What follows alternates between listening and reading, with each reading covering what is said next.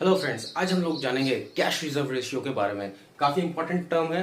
RBI के one of the quantitative tools में आता है मार्केट में इन्फ्लेशन को कंट्रोल करने के लिए। मॉनेटरी पॉलिसी में ये आता है। अब क्या होता है कैश रिजर्व रेशियो, जिसको हम लोग शॉर्ट में सीआरआर कहते हैं। ये क्या है? It is a percentage of the deposits by customer. Customer ने जो पैसा रखा है उसका एक परसेंटेज है। बैंक्स में ये होता है इम्प्लीमेंटेड।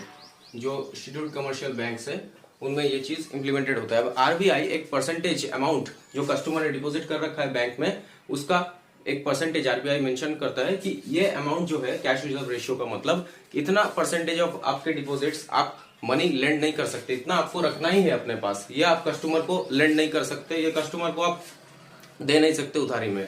तो ये जो परसेंटेज ऑफ दैट डिपॉजिट है उसी को कैश रिजर्व रेशियो कहा जाता है, जो बैंक्स बाहर लेंड नहीं कर सकते। जितना परसेंटेज आरबीआई मेंशन करती है फ्रॉम टाइम टू टाइम। अब ये जो सीआरआर है ये क्या करता है? लिक्विडिटी को कंट्रोल करने के लिए ये सीआरआर यूज किया जाता है। This CRR is use to control liquidity of the banks. Liquidity मतलब जितना कैश इकोनॉमी में अवेलेबल है, लिक्विडिटी इन द इकोनॉमी को कंट्रोल करने के लिए कैश रिजर्व रेशियो यूज किया जाता है।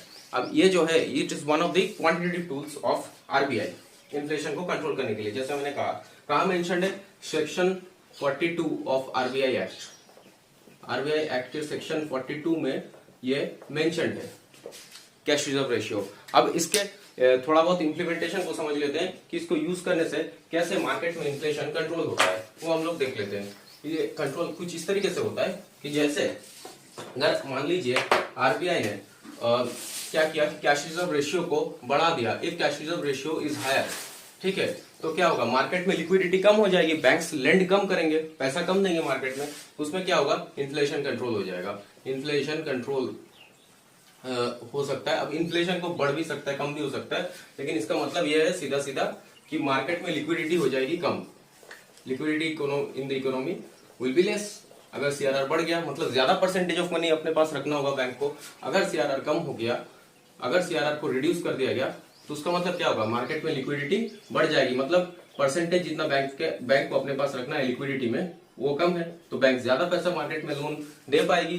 तो उसमें क्या होगा? मार्केट में लिक्विडिटी बढ़ जाएगी, मार्केट में मनी सप्लाई बढ़ जाएगी। तो इस तरीके से इन्फ्लेशन को आरबीआई कंट्रोल करती है यूजिंग कैश रिजर्व रेशियो। अगर आपको मजा आया है, stay tuned to the channel for more interesting videos like this.